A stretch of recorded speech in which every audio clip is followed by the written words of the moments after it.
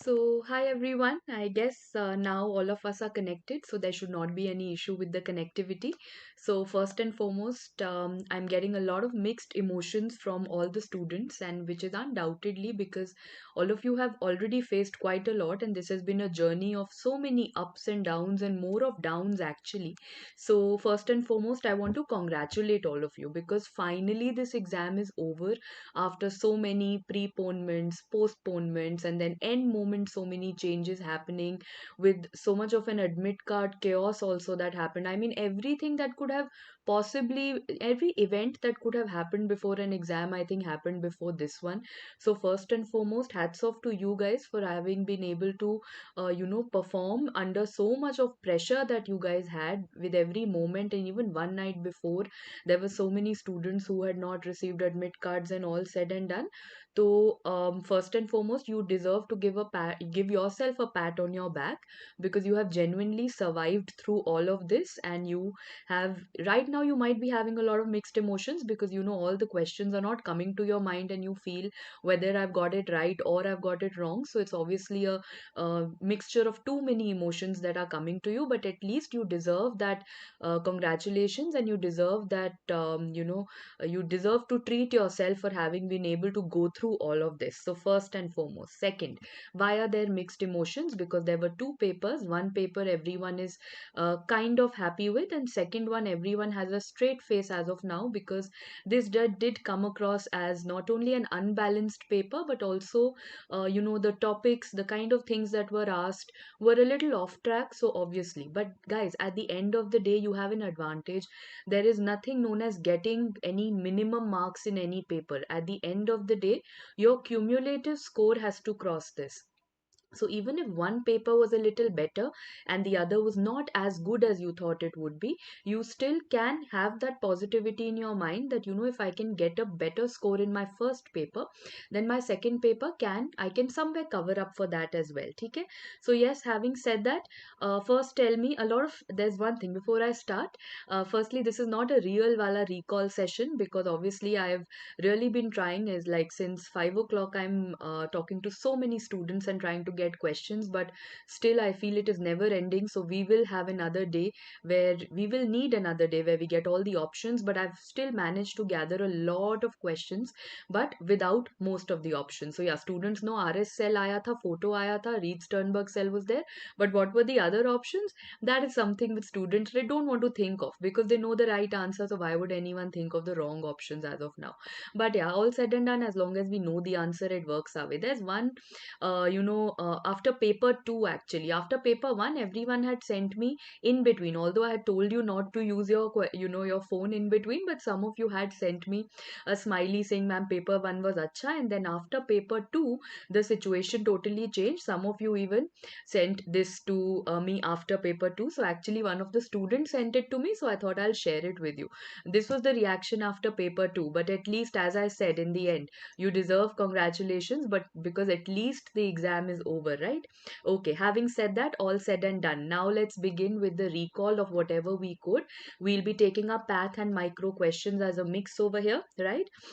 And yes, any other inputs as alongside, it's obviously a very interactive session. Any other inputs that you'll have, you will be giving me. Okay, so pehle let us start with something that I think was pretty easy, pretty expected, and I kept telling you again and again कि ये FMG का favorite most tumor है, and that is the meningioma. So they gave you an adult female with headache, and we had discussed it thankfully very close to the exam, 10 days before we devised all the CNS tumors, if you remember. So we did an adult female with headache, and that tumor is more common in females. There was a dura based tumor. FMG exam always writes this word when they want to tell you meningioma. Something to do with dura is going to be there, and they wanted. So now, obviously, this picture was probably not given. What I realized this time was that the FMG examiners have not given you exact pink and blue pictures, but they put those pictures into words. They put them into, descriptive words, and that is how. So in most of the cases, photo is only for descriptive purpose, and the examiner did not give you the picture, right? So yes, what is it the case of? It's a dural based tumor. So as soon as I think of dura, I think of meningioma. We had studied meningioma occurs more commonly in females. So option A becomes okay. If you're saying that the dural tail sign was also there, of course, yes. So all these inputs that you're giving will help us in putting up all the things on the app also later on, where we can have a proper question wise recall also. So yes, samoma bodies and whirling. Do you remember in meningioma everything was goal, everything had to go round and round, so cells also had to go round and round. And samoma bodies, that is calcium also had to go round and round. So if diagnosis was asked in the question, then answer was meningioma. If the description was asked, it was samoma bodies and whirling. Either ways, I am very very confident all of you got this right. Okay, there was another question which all of you had to get right, so I'm not even bothering to get the other options out here. And it was a question regarding, actually, students told me there were two questions which were regarding this Reed Sternberg cell. So I think owl-eye was pretty famous in this exam, because even the Reed Sternberg owl-eye that you can see in front of you was given, and later on when we do micro questions, I'll be obviously discussing that the cytomegalovirus owl-eye was also given.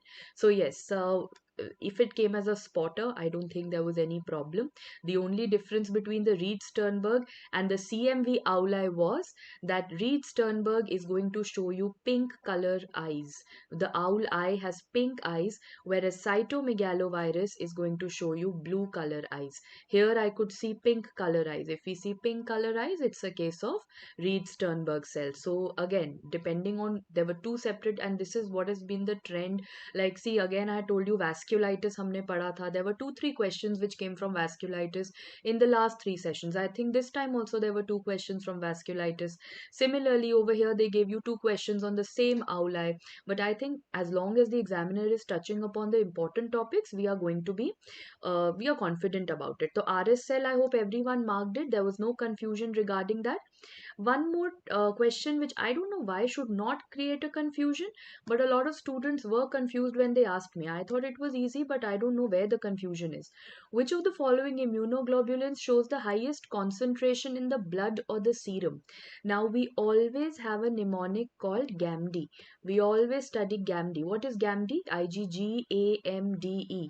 That is going to be from the maximum concentration in the blood to the least concentration that we have in the blood. Okay, so if they had asked you blood, the maximum concentration is obviously option A, that is IgG. Now there were some students who were again and again marking M and A. So let me tell you that I see, I was not there in the exam, but students told me कि blood का पूछा था. Blood का पूछा था, तो G becomes your answer. But if they asked you which is the antibody present in the body secretions, instead of serum, if body secretions were there, something like breast milk or some secretion was there, or the antibody present in the mucosa, the mucosal antibody, then your answer should have been IgA. Versus if the Ambani would have been asked, what is Ambani of the immunoglobulin family? Maximum molecular weight, maximum molecular weight, maximum antigen binding ability. तो वो जो Ambani है, who's very very rich, maximum molecular weight, maximum antigens, then that would have been IgM. But as far as I have understood, you were asked serum. तो blood में तो we always remember GAMD. G is most common or most abundant, and E is the least abundant. ठीक है, serum था, everyone agrees with me, very good. So this is sorted. This is option number A. Okay, then one more question came again, which is then FNG ka favorite most question. They will give you a case of heart attack, and heart attack ke baad they will say there's a stain that you have to put on the heart. So I'm not interested in knowing the other options, because if there is a patient who's had a myocardial infarction and who has died because of myocardial infarction, so basically an autopsy was done. I know the image was not there, probably image was not there, I've only got it for depiction for all of you.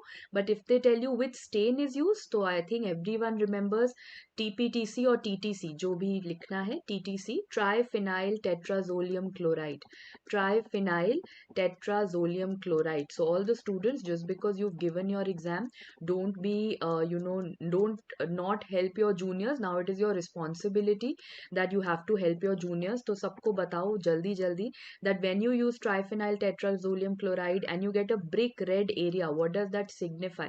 When you get a red area, means the heart is normal, everything is normal. And when the area becomes pale, when there is a pale area, that is when we signify that the patient has undergone MI. So remember, TPTC, when you get a pale area, that is when you get to this pale, pale, white, white area, that is when you get to know MI has occurred. Very good. Pale is in the infarct. Okay. What about Congo Red? I don't know. Congo Red pe koi photo ya koi question tha? I have, what students have told me. Thankfully, this jinx of ours worked, because many students kept asking me till the end, कि ma'am, you've taught us systemic path, you are taking rapid review of hemat and systemic and micro, but not of general path, because we were somewhere not expecting too many general path questions. So most of the students, actually, thankfully, this was a big risk that I took this time, and I knew it could, if agar general path aata, I would have felt so guilty about it, but it's a big risk we took because we were not expecting general path too much. And many students have come back and said that amyloid pe koi question nahi tha, neoplasia with hardly one, retinoblastoma, simple question. There were very limited number of questions that came from general path. So thankfully that guesswork of ours worked. Okay, if Congo Red was there in the options, rehne do, that's for amyloid, that's not the right answer, right? Okay, let's move on to the next one. There were again two bachon wala kidney questions which you said. So having said that, Dr. Sumit, yes, I don't think NEET PG में ऐसा होगा, because NEET PG में I believe GP general path will be more. Anyway, I'll have separate marathons for you guys also, so we will study that. Okay, here you had a 5-year-old boy who had a lot of edema, matlab periorbital pedal edema and ascites, and this was the giveaway. Effacement of the podocytes. Effacement of podocytes, very good. Everyone knows कि बच्चा है with so much of edema. When so much of edema is happening, we are thinking of nephrotic syndrome, right? And when we are thinking of nephrotic syndrome in a kid, the most common nephrotic syndrome is minimal change disease. What is the gold standard? How do you do the diagnosis of minimal change disease? Very good. The gold standard is by electron microscope, and that shows you what is effacement. So for example, if these are podocytes, the podocytes will now start looking like a flat line. There is a flattening or an effacement of the podocytes. That is what you see in minimal change disease, and only on an electron microscope. So this was simple, right? Edema, nephrotic, minimal change. Even if you had not learned pathology part, even with your medicine you could have answered कि nephrotic syndrome है in a 5-year-old chota bacha, it has to be minimal change. Now there was another chota bacha history which many students have told me, but that bacha was not having edema. That kid was having more of RBC story was given over there. So there was hematuria, there was RBC casts. As soon as blood starts coming in the urine, which syndrome do we start thinking of? We start thinking of nephritic. Okay, we start thinking of nephritic syndrome. Okay, and now, just even if you did not know, I really don't know what the rest of the question had for all of you, but even with this much of information, that is RBC cast and hematuria, and considering nephritic, again going back into a tiny little kid, I know that PSGN, post-streptococcal glomerulonephritis is going to occur in pediatric. Okay, so first and foremost, now this you guys need to help me with a little bit of history here. Was it in a kid? If it was in a kid with all of this history, obviously pediatric had to be PSGN, right? On the other hand, if it was in an adult, then you would have selected it as an IgA nephropathy, because in adults, IgA nephropathy is going to be more. And throat infection history can be present in both, guys. Throat infection is not specific only for PSGN. So somewhere the history was definitely very, very important over there. 20 years old is a history that I've got for something else. I think when you come out of the exam and you've attempted hundreds of questions, somewhere I believe that sometimes, there is, a little bit of, there's a history that I got for infection, but someone told me that was for good pasture syndrome.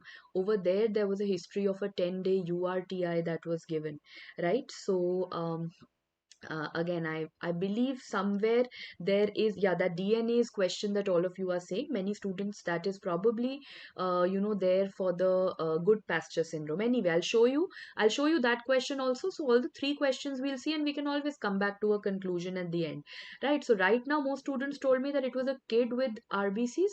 So I believe it is post-streptococcal glomerulonephritis for the time being. When I show you the good pasture question, you can let me know if you differ from there. Okay. Having said that, let's move forward. Let us scan through all the questions once, because then, we will start getting an overview of it. This is a question which many of you, like Dr. Samantha has just mentioned, and then all the others were very, very fond of. But there is one thing that I want to know from all of you. There could have been a trick in this question. See, as soon as I started reading it, I saw an elderly male, perfect, hip pain, lytic lesion, elderly male with lytic lesions in the bone, and immediately my mind jumps towards multiple myeloma. And in multiple myeloma, everyone remembers there's the famous crab criteria, right? So in crab criteria, what is C? That is the calcium levels are elevated, and those were elevated as well. Okay, now tell me, what is the image showing you? Before that image, everyone knows. I think all students are like very well versed that what I'm seeing over here are lots and lots of plasma cells. But now I want to ask you that, did they tell you anything of where these plasma cells were?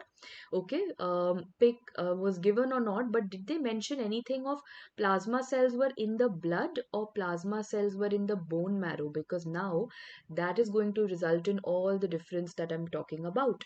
So everyone told me plasma cell count was given more than 40%, but where was the plasma cell count given more than 40%?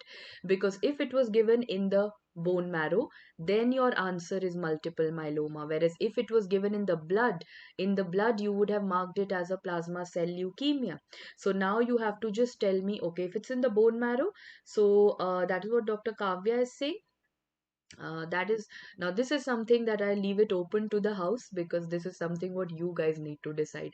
I've told you both the possibilities. If plasma cells were in the bone marrow, then you should have given a diagnosis of multiple myeloma. If they've come out in the blood, anything more than 20% becomes a leukemia. That is why many of you were saying that options also had ALL and options also had AML and all of that, right? So that could be because whenever they want to tell you something to do with blood, and blood, anything crossing a 20%, we start thinking of leukemia. So if plasma cells crossed a 20% in the blood, then I would have called it a leukemia. But most of you are saying bone marrow. So then if bone marrow was mentioned categorically, then I have no doubt it's a classical case of multiple myeloma. Is that okay? So I think this will always be a matter of debate, because everyone, okay, if the options were multiple myeloma, AML, ALL, CML, then there is no confusion. If the options did not have plasma cell leukemia, then straightforward multiple myeloma, no doubt. Very good. That makes life even more simpler. Okay, having said that, there's another question which we have next, which I did not want to put up any other options, because everyone told me it was clear cut and we had studied it and we were very confident. If you remember, we did it in our rapid review also a week in advance. What is the caste which was associated with uh, tam horsefall protein, the usual cast, if you all remember, the hyaline cast, right? And let me know that hyaline cast is anything abnormal? Of course not. Hyaline cast can be seen in normal individuals, and hyaline cast is something that is very, very minor things show hyaline cast, like fever can show hyaline cast, or a pregnant female can show hyaline cast in the urine. So over and all, it's a very, very simple question. The only thing that you had to know that it is made up of tam horsefall protein. Tell me, tam horsefall protein comes from which part of the kidney? Don't feel exam is over, so I cannot ask you any questions. Of course I can. Tam horsefall protein is going to come from which part? From the loop of Henle of the kidney, right? Yes, I hope. Okay, question was like tam horsefall protein is seen in cast or not? Even simpler. I am overthinking. I think the question then that way is pretty straightforward. That what is this tam horsefall protein going to make? Of course, we know it's going to make a cast. Which cast is it going to make? It is going to make a hyaline cast. We'll be coming to other questions also, which many of you are commenting. Don't worry, I've got most of the questions with me going forward. So just stick around and most of our questions will be discussed. Okay, next question, which all of you immediately, this is a question that I got during the break time only. Break time only, people told me that Zank smear question aaya tha. Very famous dermatology mein, there are 2 3 smears which are very famous. Like there's a split skin smear, there is a Zank smear. Yes, so again, this is what you told me, Dr. Samantha. Here we have a Zank smear, and you had this kind of a picture which students have shared with me over Telegram, and I believe that you can all see that how there are so many nuclei which are like all together. You have so many nuclei which have just gotten together like this. So there is a multinucleation, right? All of you are calling it a giant cell. Perfect. When you see giant cell and they have, see, you didn't even have to look at the picture. If this word was written, if Zank smear was written, you had to pick up the options which were either herpes simplex virus 1 or 2 or herpes zoster virus, depending on whatever option was given. Because Zank smear can be done for HSV 1, 2 and HZV. HIV if also in the option? No. HIV we don't obviously do a Zank smear. Obviously that's the wrong answer. And for whatever else was written was obviously wrong. I have no doubt. I was not even asking students that what were the other options, because I'm very confident anything to do with herpes simplex and herpes zoster was the Zank smear. Now tell me one thing. If we are talking about herpes, again, I can, as I told you, exam over doesn't mean that I'm not going to bug you with questions. I am going to ask you questions. What bodies are seen with herpes? Herpes shows you some very famous bodies which could be a future exam question. FMG over, so what? NEET PG is up your way, and we have a lot of NEET PG students also. Cow dry, what is the other name? Leibschultz bodies.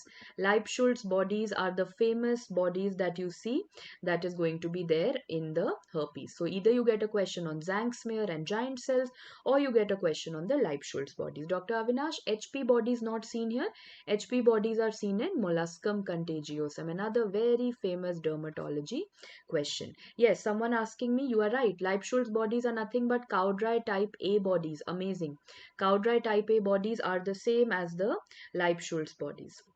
All of you are, see, usually students come back to me smiling and laughing that, oh wow, ECG did not come. This is the first batch where everyone has come back to me saying that, probably you had put in so many hours of your life into ECG and arrhythmias, that everyone is coming back to me with a little bit of guilt that and a little bit of sadness that there were no questions from trauma, there were no question from ECG, because I understand you guys had probably spent your last 1 week reading a lot about ECG, which every student does. So don't think that you wasted your time, because every student for every exam studies ECG, but every exam is different. Every exam is not as balanced as it should be, but never mind.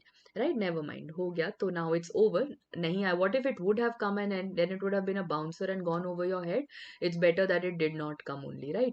Okay. Having said that, let's move on. So this was simple. Zank smear, herpes. Coming on to the next question. This was another one that was picked up. Again, a simple one-liner with a simple, straight, single answer, no confusion about it. And that is, splenectomy is indicated in which of the following hemolytic anemias? There is only one answer to this question. hereditary spherocytosis. Why so? Why do you want to remove the spleen? Because hereditary spherocytosis is a genetic disorder. It's a genetic problem. Which mutation? It's an ankyrin mutation. I can't do anything about a genetic problem. Genetic problem once happened is going to stay for a lifetime. I have no control over it. What I have a control over is where are all these spherocytes being destroyed? All these spherocytes are being destroyed in the spleen. So now I believe that if I can't do anything about the genetics the patient is going to live with and die with. But can I remove the spleen and give him some relief? So splenectomy is what is indicated in the hemolytic anemias. Dr. Aman says ITP was also in the option, but hemolytic anemias was asked, right? So even if any other platelet kind of disorder was there, we'll kind of ignore it. And that is not something that you would consider at all. So it's a classical, and HS is what actually the treatment is. One of the mainstays of treatment is going to be splenectomy. Okay, so yes, having said that, I think everyone sorted with it. One more thing of how the question can come. Before doing a splenectomy, what should you have done? Before doing a splenectomy, you should have given the patient a vaccine. That could be a future question. So spleen is something that all of us, we should know for our knowledge. Spleen is something that is going to protect us from the capsulated organisms. So if you're planning to remove the spleen, be sure you have vaccine for capsulated organisms given. Capsulated organisms like pneumococcal vaccine has been given, like meningococcal vaccine has been given. So all the capsulated organism prophylactic vaccines have been given. Otherwise, if you remove the spleen without it, the patient is is more vulnerable, at a higher risk. There is a discrepancy as I see in this question. See, what I had received in these 3 hours of me interacting with students was that everyone came back and told me that this was a question to do with hemolytic anemias. If you clearly tell me hemolytic anemias, then the answer is clearly hereditary spherocytosis. If that was not mentioned, then we'll have to work around this question. So you can probably write down more options for me, and we can definitely work around that also. Even if ITP was given, there must have been then something in the history, because ITP is also of two types: acute ITP and chronic ITP. In acute ITP, we practically do nothing. We just wait and watch, and everything goes fine within 6 months. So I think either we are missing out on something in the history, or there is something in the options which is a catch which I have not received up till now. So I think we'll just wait for more inputs on that question, and we can keep this question on hold. And obviously, we can discuss this as and when we get the entire information about it. Okay, having said that, a core question. This is the question which is another controversial, because you had three questions on kidney, and by the end of it, everyone's mixed up those questions. I mean, they've forgotten the age of one and the antibody of one. So this was something that was again put up in front of everyone. And all those who are wanting to answer about McConkey and bile, I'm coming to that. Just give me a moment. So yes, there's a 20-year-old male. So I was told that in this question there was a 20-year-old male. The earlier two questions were 5 and 6-year-old kids. There, and I was told this was an adult 20-year-old male. There was some kind of upper respiratory tract or some kind of an infection for 10-12 days that was there, and now the patient had landed up with hematuria. This is the question that I had received. And if hemoptysis was mentioned, then nothing like it. Then the question becomes super simple. Super simple, and that is hemoptysis and hematuria means which two organs? Hemoptysis means the lungs are affected, hematuria means that the kidneys are affected. And when these two organs are affected, along with the fact if glomerular basement membrane antibody was mentioned, undoubtedly it's a case of good pasture syndrome. So now there's a big mess up between these. See, there are three questions. I can tell you, I can categorize. There was a 5-year-old boy who had minimal change disease. I think this question everyone had agreed with. Then there are two questions where there's a 6-year-old boy, and here you have a 20-year-old boy. So now I don't know if the 6-year-old boy had upper respiratory tract infection. That sounds more logical, because then that becomes a case of post streptococcal glomerulonephritis. Then hands down, that is the answer. And this 20-year-old boy or man having hemoptysis and hematuria with GBM antibody, that becomes the classical good pasture syndrome. uh, I hope some clarity has come. Now, obviously, this much I will have to leave in your hands to be able to mix and match on how the question came. But I hope this is a little better. than what we were. I hope these are the answers. 5-year-old minimal change. The small kid was PSGN, and the two organ affected, that is lungs and the kidney, that is good pasture. Right? Okay, yeah, we are coming to all those lactoferrin and all your questions. Don't worry, okay?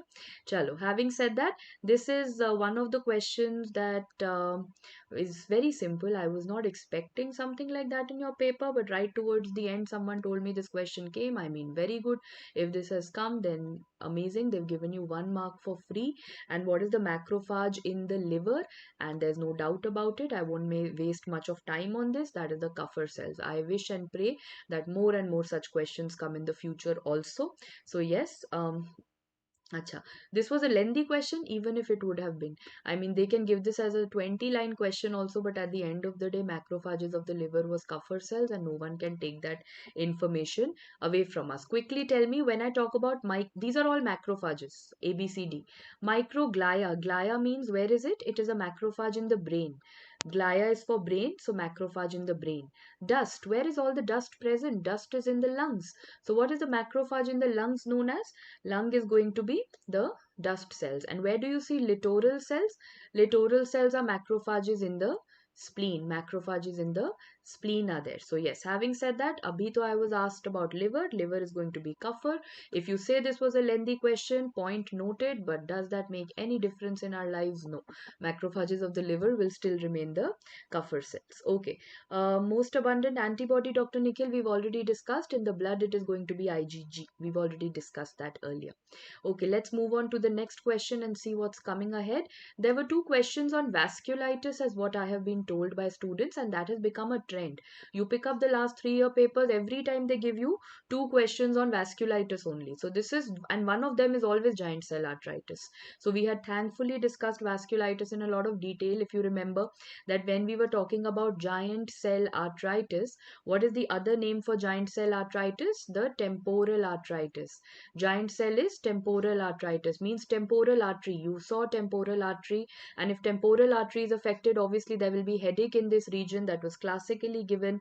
Okay, some of you are saying that there was discrepancy in the age.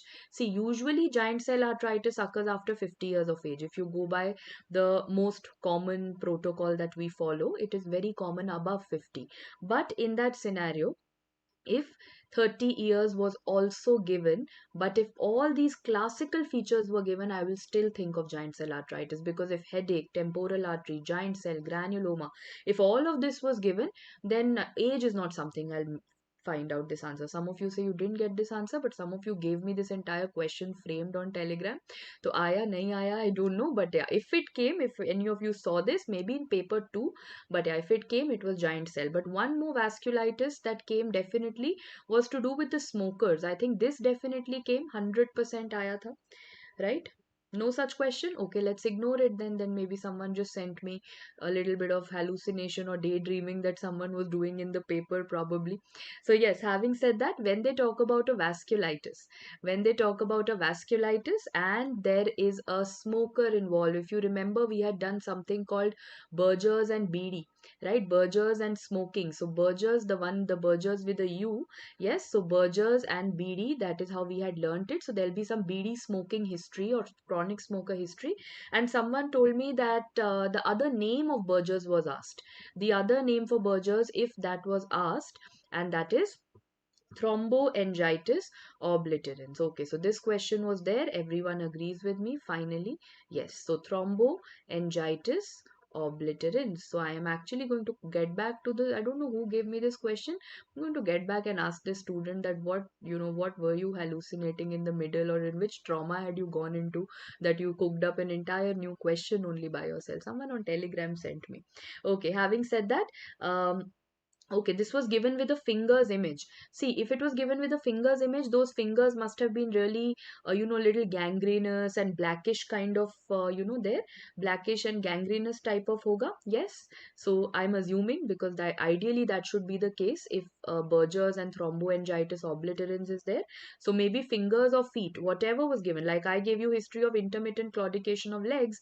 Maybe they wanted to give you a thrombus and a gangrenous, ठीक है, all of you agree with me. Yes, toes का था and there was a black color discoloration.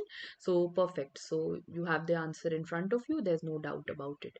Everyone agrees with me? Yes. And many of you joining in late and making the favorite owl eye. Yes, we've discussed it. Both the owl eyes came and you know, owl eyes were sorted. Acha, did they by chance do what they usually do? Did they give you both the burgers in the options by any chance? The burgers without the U and the burgers with the U by any chance? Yes. So in that case, I hope you all gave the correct answer for Burgess. They didn't do that, so then to it's simple.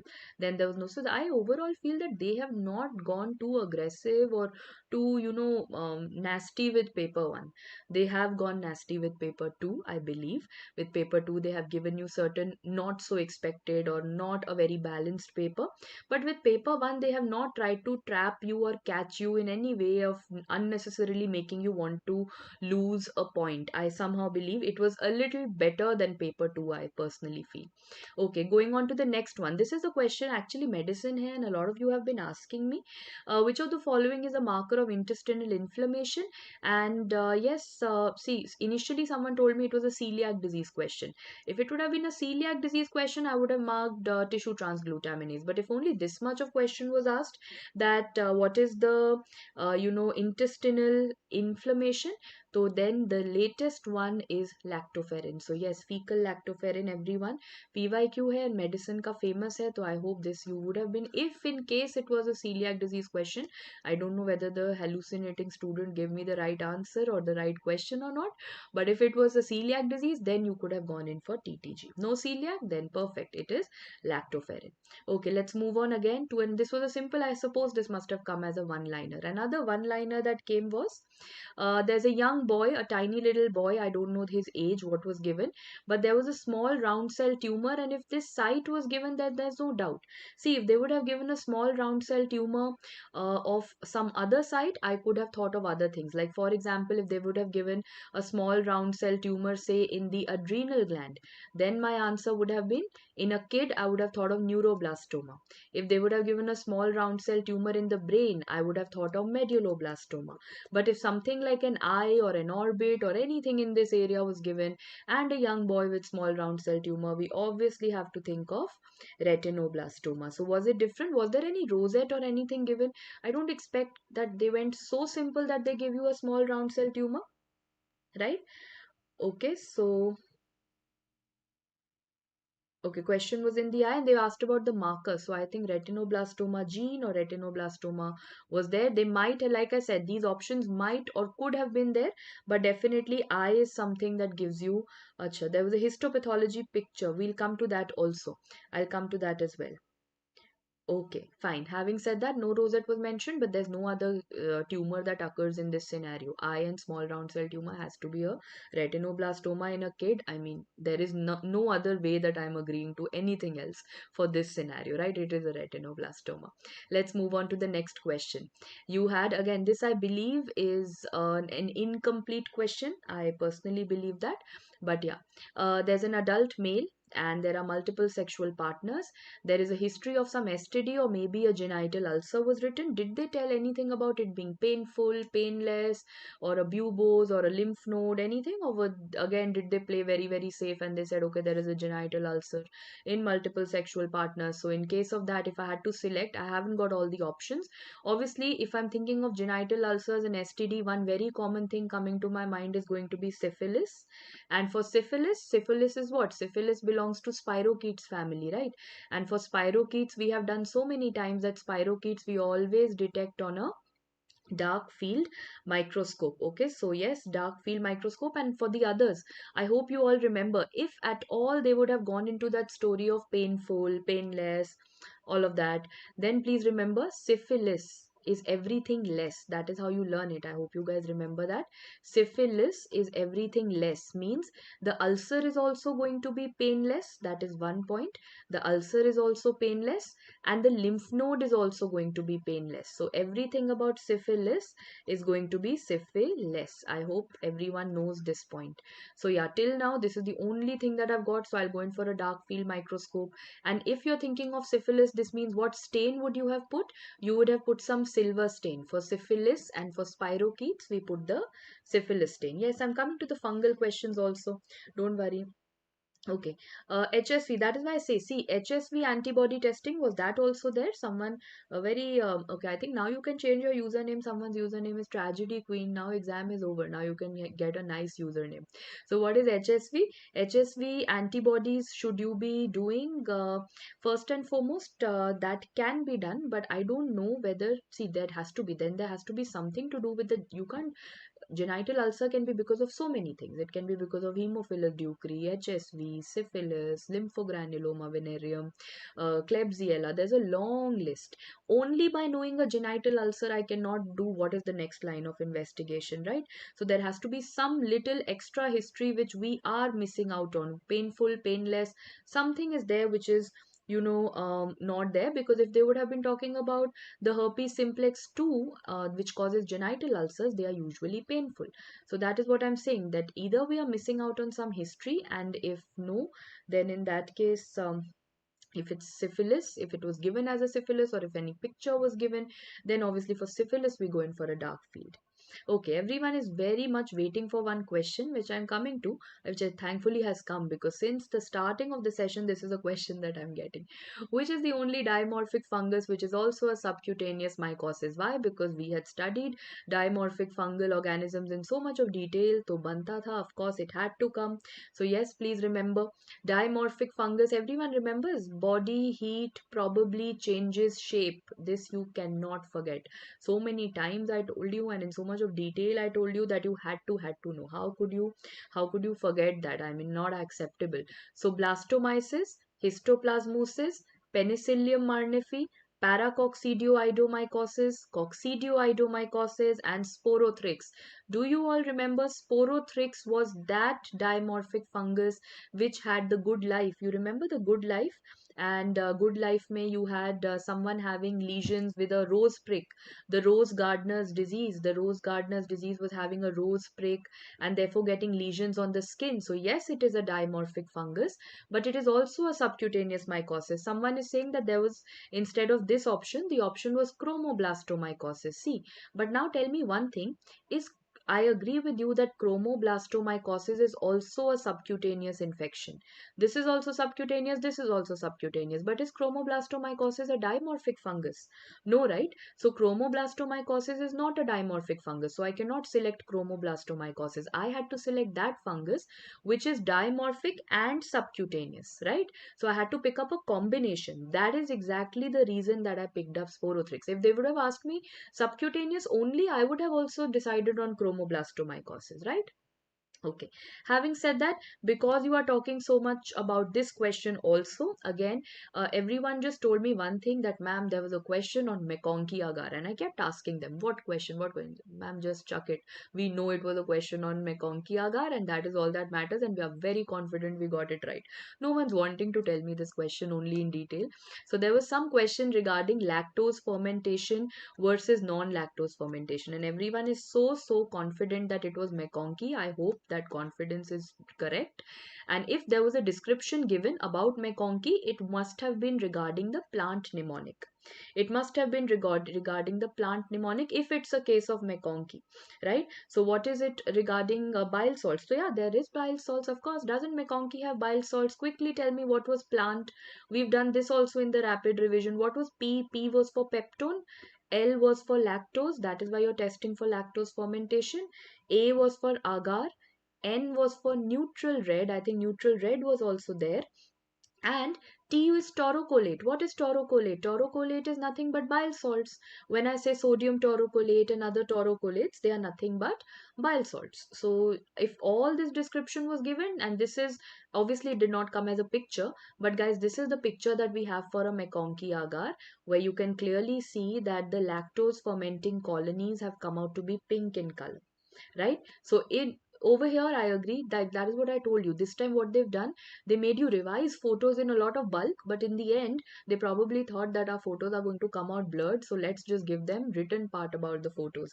And that is what they've done this time. So rather than giving you a McConkey agar picture, they gave you all of this information in a text. They said there are some bile salts like taurocolate, there is neutral red, and it is going to help in differentiating lactose versus non-lactose. And we know for a fact that that is a case of McConkey agar. Is that okay? Acha, now this is a question that students had not told me earlier. This I'm getting right now from all of you. Was there something regarding Salmonella Shigella? See, now again, this is something totally new. I haven't received it till now. Salmonella and Shigella are two sisters which have everything same about them. I mean, starting from their transport media to enrichment broth to the selective media. But one thing that is very, very important that comes across for yes, did was there some blackish color medium called Wilson and Blair? कुछ ऐसा mention था in the options? Was there something called Wilson Blair media which was written in the options by any chance? Then to differentiate them, we use the Wilson Blair. Was it there? Yes. So Salmonella, Shigella, no matter what else was given in the question, if they had options like tetrathionate broth, both of them can be grown on tetrathionate broth. If they had options like selenite F broth, both of them are grown on selenite F broth. If they had options like XLD and DCA agar, both of them are grown on XLD and DCA. So the only thing which can differentiate between them is the Wilson Blair media. That is a question that is there. So yes, so then clear cut answer, then there's no doubt about it. If this was somewhere there, then Wilson Blair media. Okay, so I'm still getting a lot of yeses and nos, and I think that we'll continue to get for the next 24 hours, I believe. But I think by the end of 24 hours, we will settle down, because now the next 24 hours of my life is going to be interacting with only the FMG students, getting one option out and twisting and turning and permutation combination. But yeah, in 24 hours, we'll be settled. But overall, I think 80% or 85% of whatever came in the paper, we are on track. Abhi, the questions are not over. Hang on. This is the second outline. Finally, the one outline that we did in the beginning was what? That was the Reed-Sternberg cell outline, and this is the second outline, which has no doubt. I mean, the options, whether they came or they did not come, we really don't care. You saw this outline, the blue color eyes, and you know for a fact that it is cytomegalovirus. Now, what you need to know, cytomegalovirus is that viral infection which has inclusions in the nucleus also, and it has inclusions in the cytoplasm also. It has intranuclear and intracytoplasmic inclusion. Okay, someone's asking me about inheritance. Yes, I have. And I've just got this information that there was one pedigree probably that came, but I have not exactly got which pedigree came. So I mean, there are a total of 7 to 8 pedigrees that you can get in the paper. So we will work around that also. Just let me get across the exact pedigree that came, and then I'll explain that to you. Aula in pathology, Dr. Harsh, we've already discussed. Aula in pathology, Reed-Sternberg cell, that also came in this paper. And Aula in microbiology, cytomegalovirus. So as I said, this was quite an Aula favorite examiner who's given everything. Okay. Having said that, yes, most of the students have told me that the Mendelian inheritance was autosomal dominant. But you know, guys, I've not seen that pedigree right now.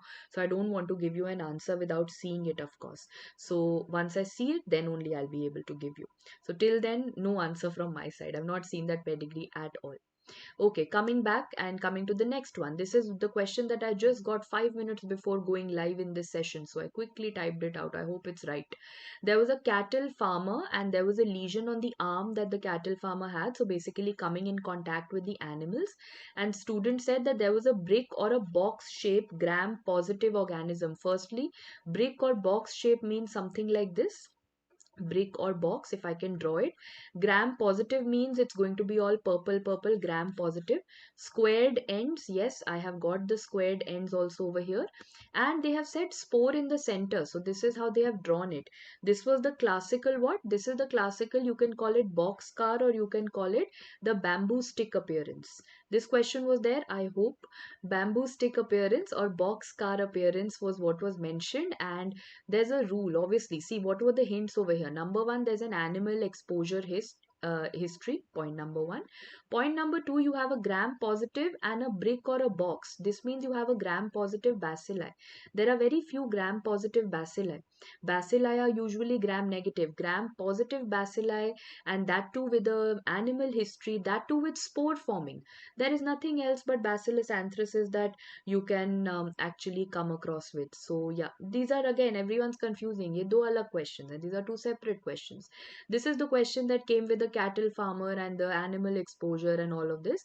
There is another question which is a totally off track question which I've read up till now, which was something to do with gas gangrene, and everyone is saying that they had given gas gangrene, but perfringens was probably not in the options, right? So that is different, guys. This was a separate question and that was a separate question, right? So over there, yeah, there were two different questions. That question I've not got as of now because again I've not got completion of that question. If you can help me out with it, then nothing like it. So what I had received from the students was that it was a case of gas gangrene, and in the gas gangrene they said it was not associated or spores were not seen. Spores were basically not seen is what was there, but I still need to know what were the options. See, now there is a trick over here that I want to tell you. I don't know what the options were, but I know for a fact that the most common cause of gas gangrene will always be Clostridium perfringens. But there is always a trick that Clostridium perfringens many a times does not, it is a spore forming organism, but many a times it might not show spores. So that is one. I don't know why was this given in the FMG exam. Not at all expected at any level, but if none of the other options were fitting into it, then I would have still gone in for Clostridium perfringens. Clostridium tetani can never cause, no, tetani doesn't cause gas gangrene, totally out, right? And I don't know. Like I said, this that's why I did not get this question. Questions which I have no idea about right now, where students have not given me full questions. I don't want to create unnecessary, panic amongst you. I say an answer and you go into that depression that I marked it wrong, and tomorrow morning we get to know that you marked it right. So those kind of questions I'm not dwelling into, so that you don't unnecessarily get that dip in life, and at least you can celebrate for the day, right? But yes, crepitus. See, gas gangrene tha, to crepitus had to be mentioned. Gas gangrene definitely shows you crepitus. And yes, the most common cause is Clostridium perfringens. But I need to look out for the other options. So another, like I said, 24 hours ka wait or hai. For 4-5 questions, you have a 1 day break. Okay, all of you were also, yes, I'm coming to that. All of you were also very much interested in this question. Again, I think it came without a picture.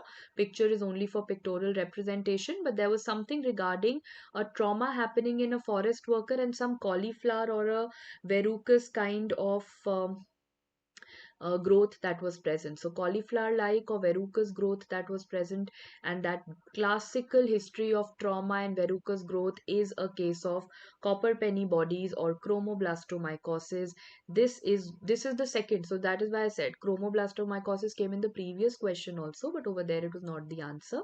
Over there it was sporothrix. Here it is a case of chromoblastomycosis because I can something related to copper penny bodies, and the classical word over here which I feel that should have given you the hint was verrucous. This was a question, I suppose, Dr. Hamid. Everyone's told me that there was a verrucous, not cauliflower, but verrucous word was mentioned.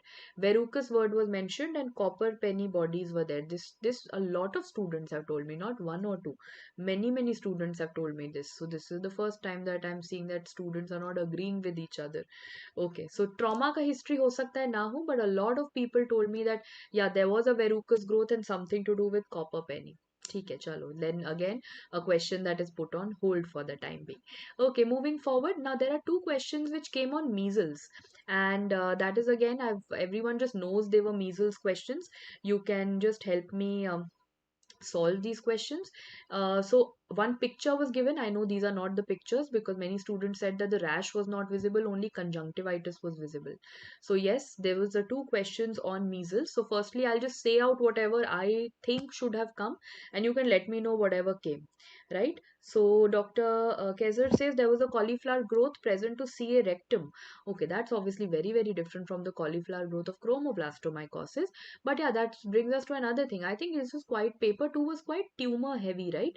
Everyone told me that stagings have come and cancer, matlab oncology was quite abundant in the second exam, which can be a take home message for the students who are preparing for future exams, that tumors and cancers are forming because obviously genetics and oncology is the future of medicine at this point of time. Everyone is moving towards being the cancer capital of the world, so oncology is going to be the pure de orange appearance also came correct. So it's going to definitely be um, one of the pictures going forward. You have to focus a lot on cancers. Okay, so someone said there was conjunctivitis with watery eyes. Okay, so this much, probably this much of the picture must have been given. Conjunctivitis and watery eyes were there. So when we are talking about measles, this is the usual history that we get. We have a patient with cough, we have a patient with coryza, and we have a patient with conjunctivitis. So there are very famous three C's that happen. After these three C's and the initial part, the patient lands up with something known as the very famous Koplik spots, which were not there in your options. And after Koplik spots, the patient lands up with the very famous rash. So yeah, that is how a typical case a kid of measles comes across. So cough, coryza, conjunctivitis. I think you had a conjunctivitis and a rash was probably described. Students told me conjunctivitis ka photo tha and rash was probably written as a text, and that is how you had to gather and come down to the history of measles, right? Okay, one question which I've got from the comments here is that there is some rash about herpes also that was given. Did you get any dermatomal rash by any chance? Any dermatomal, unilateral, segmental, painful kind of a rash of herpes zoster? Anything that was mentioned? Yes, so that must have been herpes zoster. That's the second one. Anyway, yeah, this is there. Rash tha, conjunctivitis tha, something to do with measles. There's one more rash question that has come, which everyone has told me right now, that there was a rash which was dermatomal. It's very classical, na? Whenever there is a rash which is along the dermatomes and is going to be unilateral and is going to be painful, that's a very, very classical rash that we have for herpes zoster virus. Herpes zoster virus means what? Human herpes virus 3.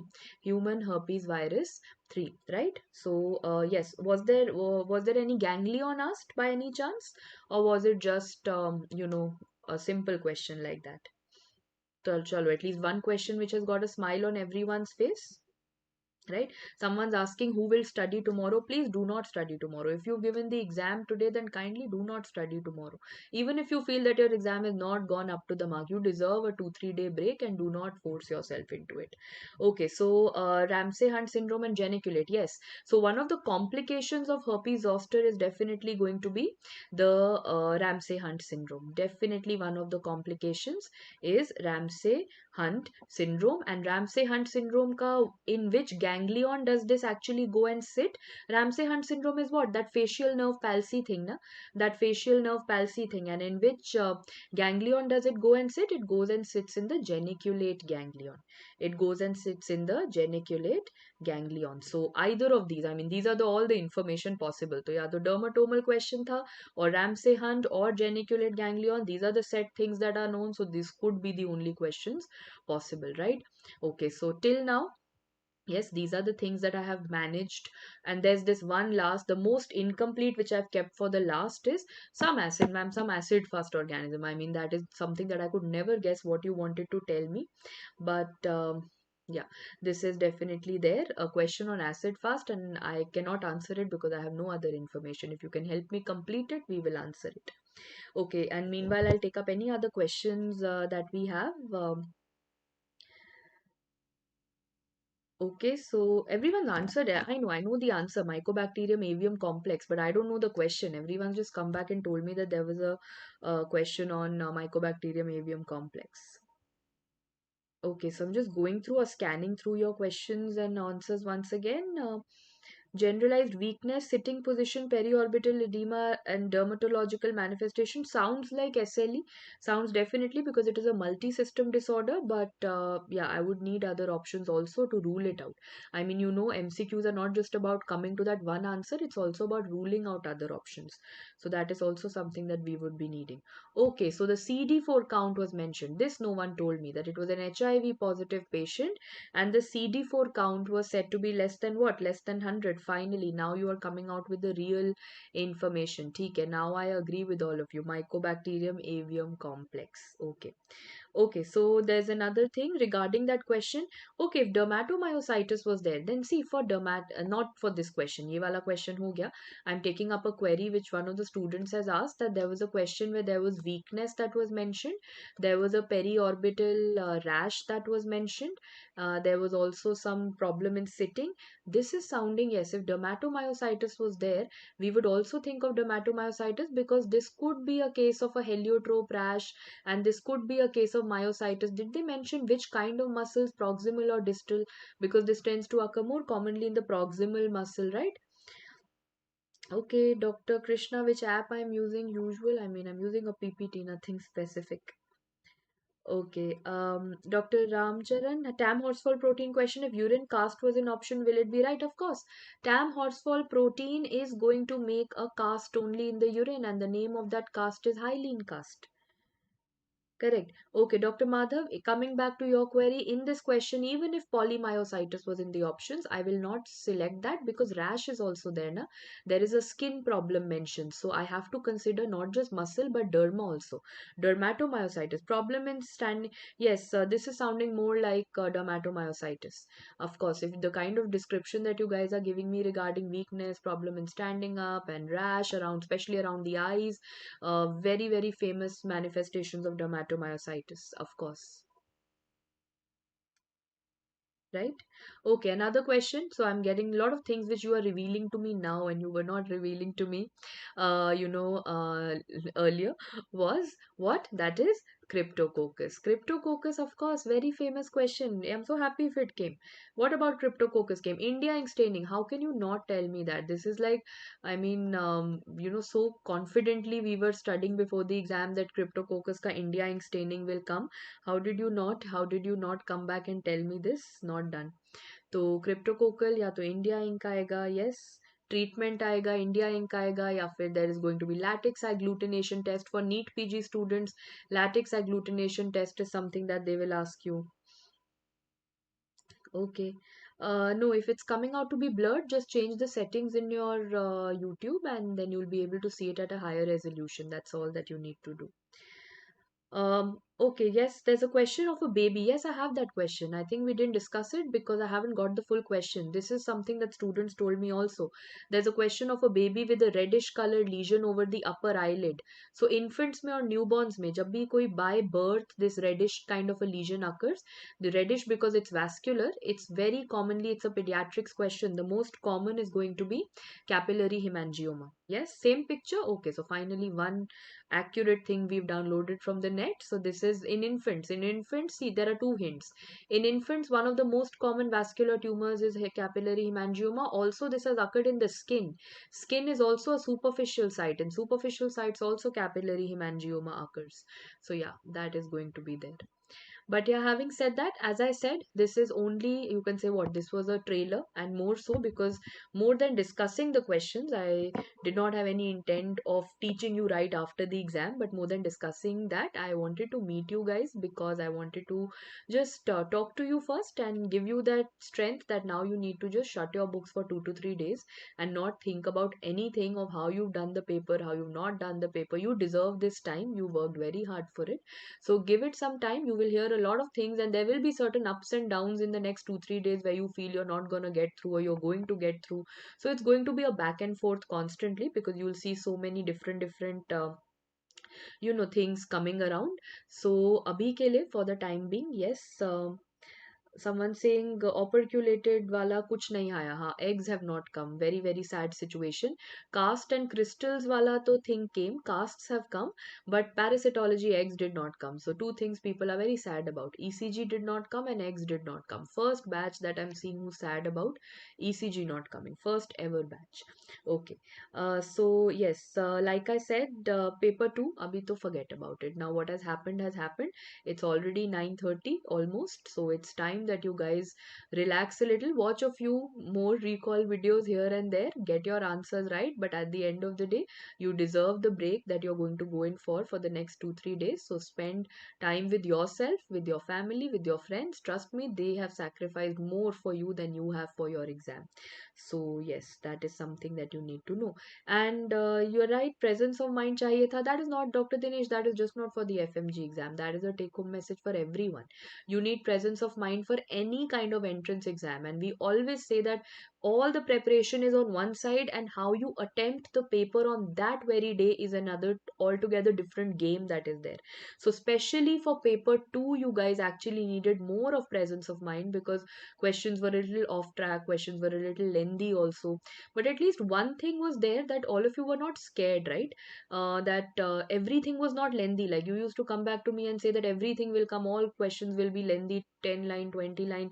Aisa kuch nahi tha, right? It was a mixture. It was a good mix. There were one liners also, there were fact based questions also, and there was a typical thing that, one like surgery, there was certainly all about too many questions. Every FMG exam has that one subject which goes off board, and one subject which goes very tough. I believe PSM was on the tougher side this side, right? This time. So never mind, guys, all said and done, this is at least 70-75 questions we have successfully managed to gather. I'll obviously be gathering more of them, and I will circulate a PDF to all of you also once all of this is settled and we've got answers and options of all of them, so that we can come to final answers. Okay, thank you so much, and thank you for being so patient, not just right now but also before the session exams, when we used to have lengthy sessions with us. So thank you for all the patience that you have always shown. So now relax, enjoy, catch up on your sleep, much well deserved. And thank you so much for joining in. And for NEET students, now obviously all my focus is going to be on you. So you are the next target, and we are going to have all the future marathons for all of you only, right? Thank you so much, guys. Thank you.